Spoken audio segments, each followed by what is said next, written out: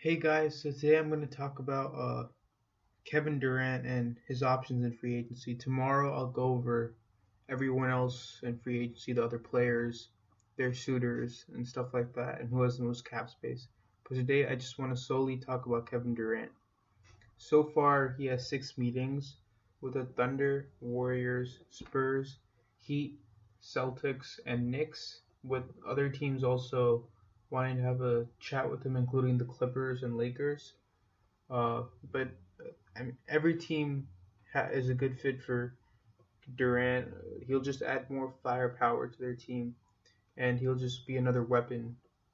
And th- each of these teams has to do a number of things in order to create space for Durant to join their team because he wants $26 million per year. With the cap space rising to like 96 million this year, next year, a lot of teams have more cap space, but they still need to release some players and create some trades in order to have enough space for Durant to join the team. So, for example, today he just had a meeting with the Thunder.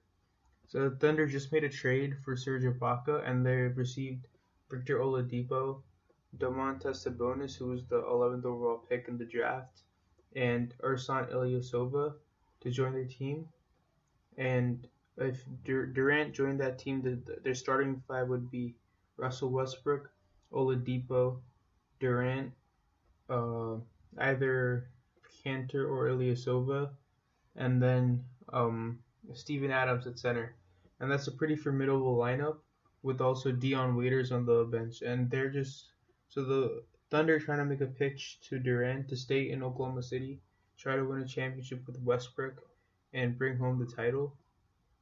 And according to ESPN, the meeting went well today. So let's see how that pans out. And many people believe that staying with the Thunder is the best option he has.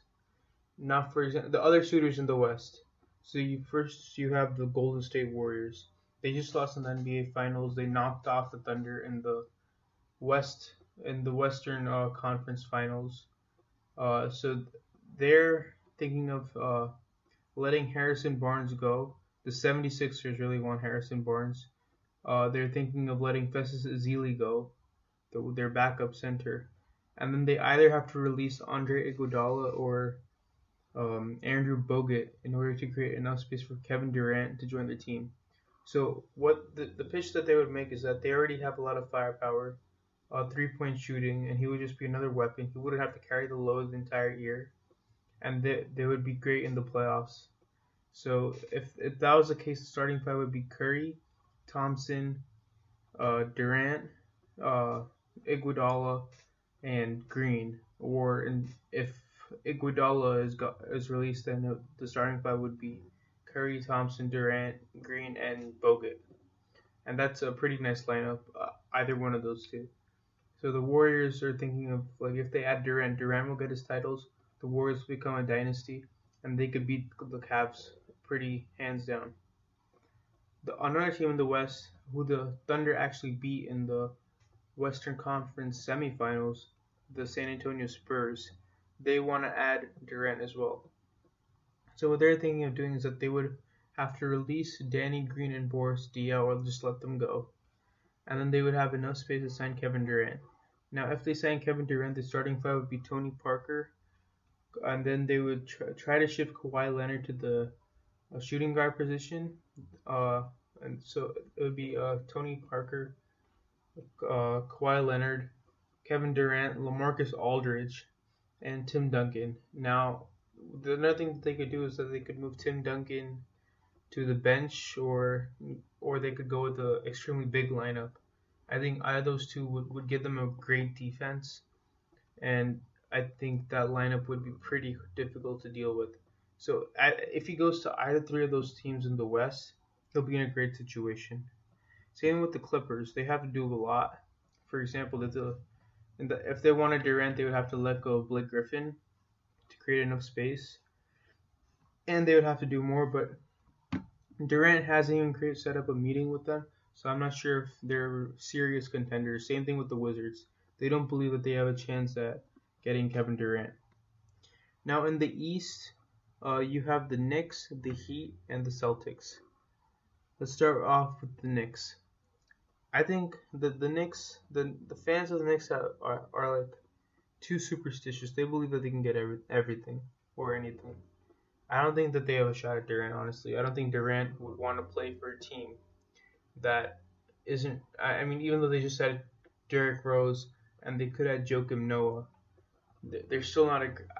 I don't think that they'll be that Durant want to go to that team, especially with Carmelo Anthony. It'll be hard to share the ball, even with Derrick Rose. So I wouldn't consider the Knicks as a potential threat, to be honest. They already have Derrick Rose and Carmelo Anthony handling the ball. I don't think they would want a third person there.